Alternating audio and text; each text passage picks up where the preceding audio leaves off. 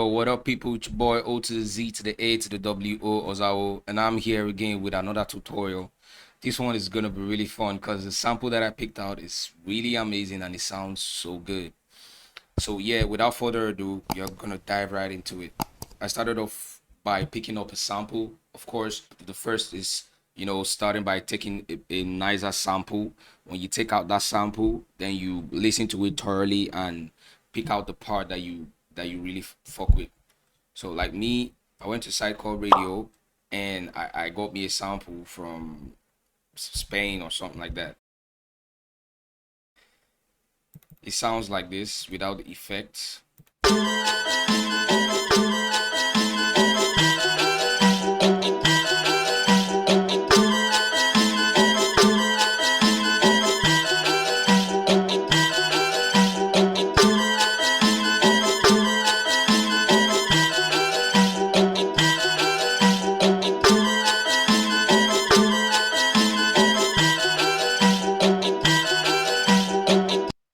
Yeah, so what I actually did after chopping it was I pitched it. You're gonna have to find a preferable pitch, one you like. Like I always say, it all boils down to your ears. You have to train your ears, to know what you actually like when you hear it. So I pitched it down to this, and then I took it to the mixing channel, and then first of all I added a half time to it, 1/2, and it sounds like this.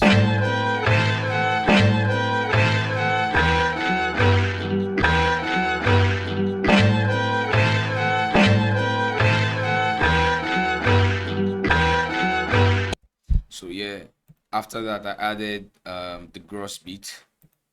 I just a basic 8. I just wanted to give it that sweep effect at the end of that bar right there. So sounds like this.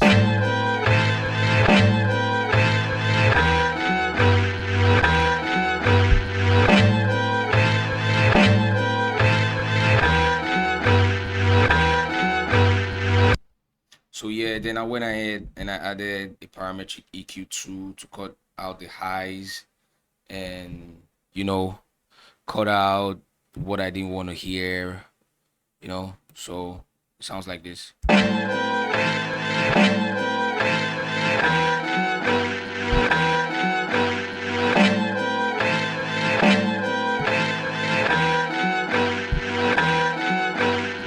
So yeah, I went ahead and I added a stereo enhancer to like spread it. Just look at it and try it out. It works for me all the time, trust me. And then I added the last fruity parametric EQ2 to finally cut out the muddy part.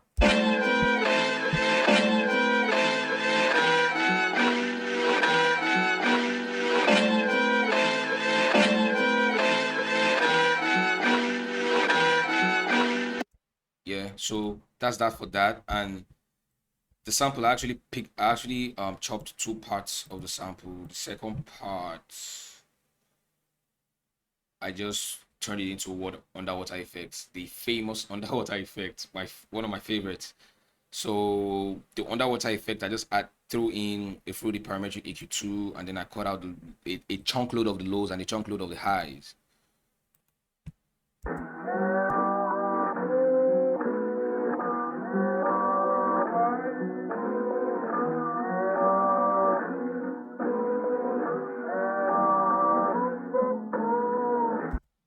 So yeah, I went ahead and I added the vocal chop. This vocal chop is from Arcade. So when I played it in, I just consolidated it and I took it to the mixing channel. I started off by adding the reverb, of course. Without the reverb, it sounds like this.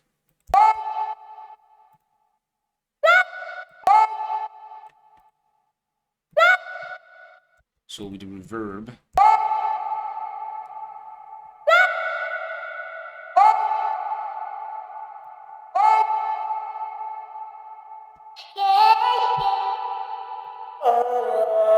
so yeah, I added the parametric EQ2, cut out the highs, cut down what I didn't want to hear with the bell effect, and sounds like this.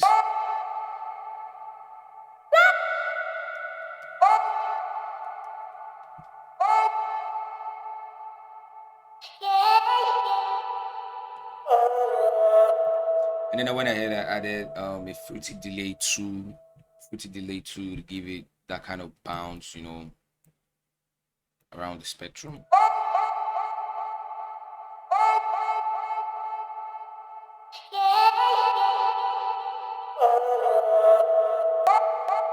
And then I added the stereo enhancer to spread it, of course, you know, everything has to work, you know, hand in hand.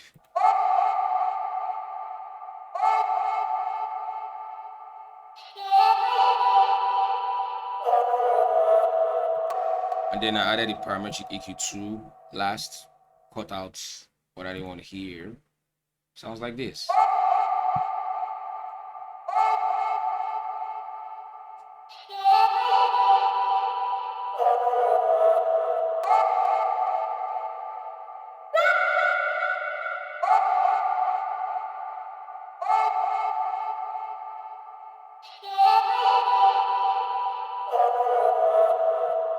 With the other instruments, sounds like this. So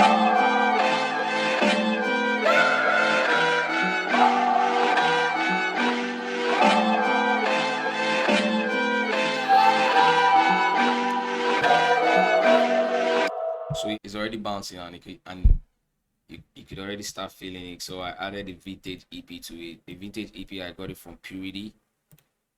I got the vintage EP from Purity, and I just sort of like played simple melodies to it.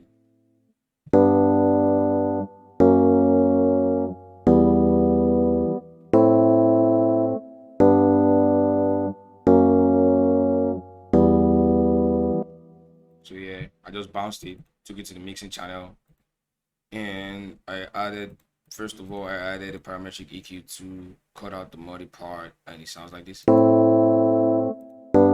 Pardon me, like this.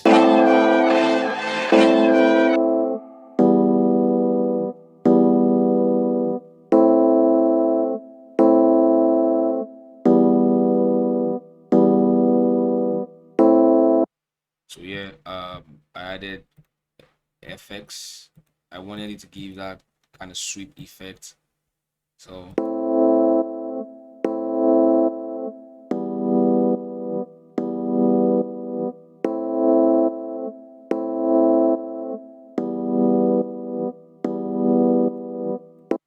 yeah, I did parametric EQ2, cut out, boosted up what I wanted to hear, cut out what I didn't want to hear a little bit, and then added parametric EQ2 again, cut out the muddy part.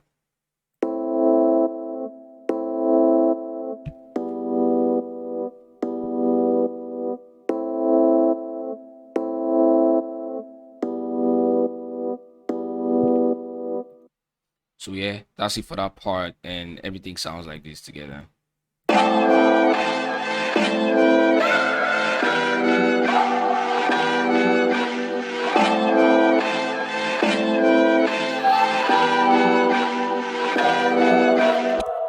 yeah, I went ahead and I added this instrument from Nexus.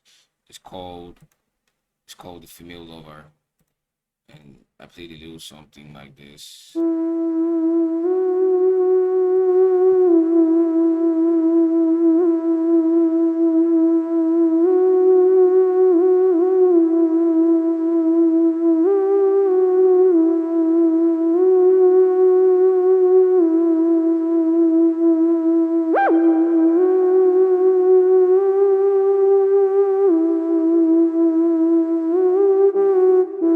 Yeah, so everything.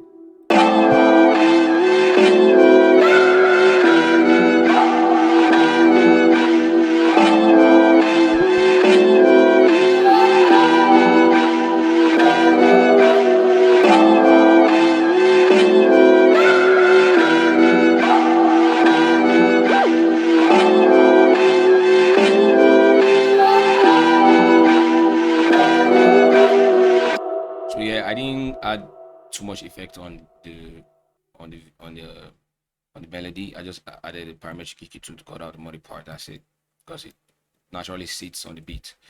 So yeah, after that, I'm done with the melody part, and then I went ahead to start adding the drums. I started off with the snare. I started off with the snare. Chicago snare, of course. Sounds like this.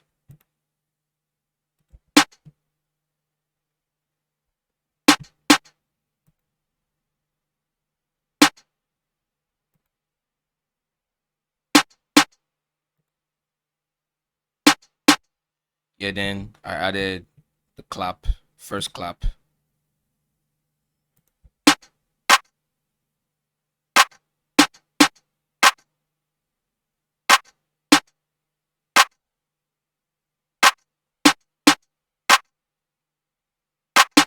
Yeah, then I added the second clap.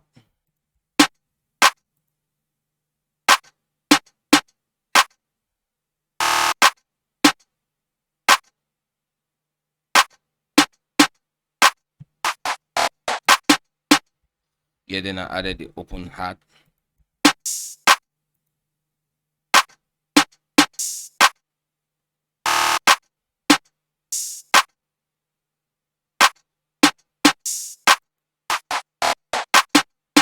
Then I added working hi-hat.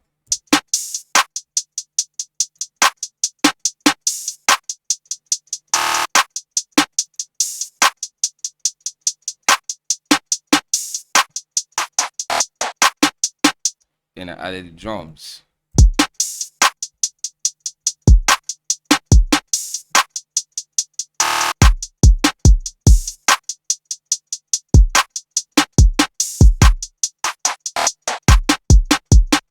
So yeah, on my kick, I just pretty much add one effect to it to, I cut out the highs, to make it muddy.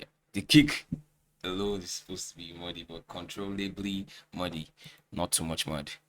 So yeah, I added this Fruity Peak controller is actually for the 808. So I added the 808 last, and the 808 pattern is a little bit something like this.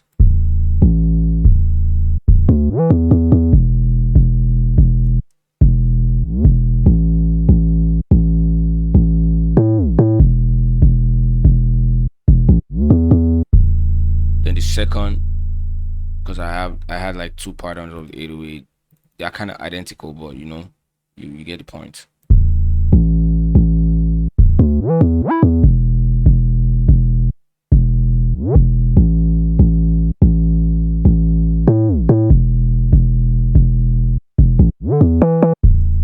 So yeah, everything sounds like this. The drums alone and the 808.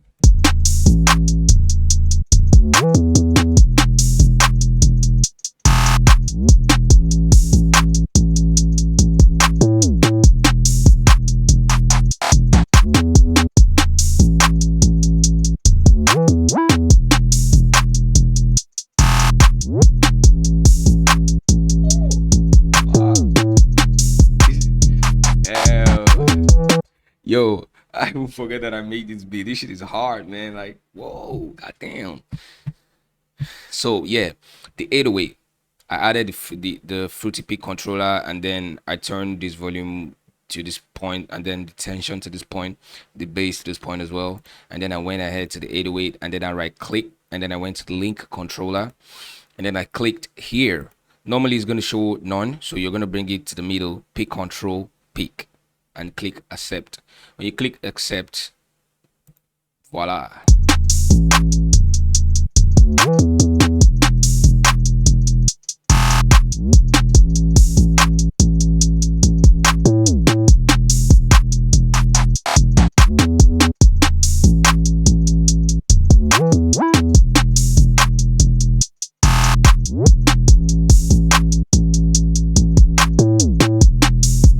Yo, I'm getting carried away right now. So yeah, let's just play the melody from when the drums starts building up to when it switches up and starts playing the 808. So from here.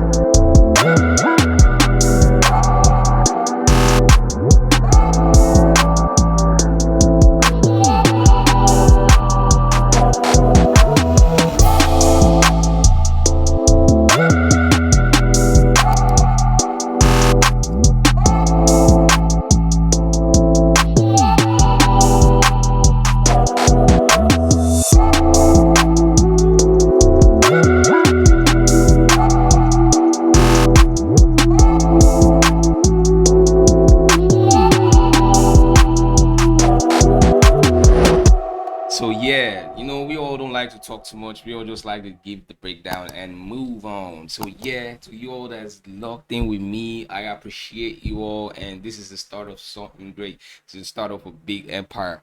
This is the start of us that wonders. This start of the Oz world. So you're lucky more people with me. Hit that subscribe button. Smash that subscribe button if you haven't subscribed. And I'm gonna give you all new videos next week. So stay tuned.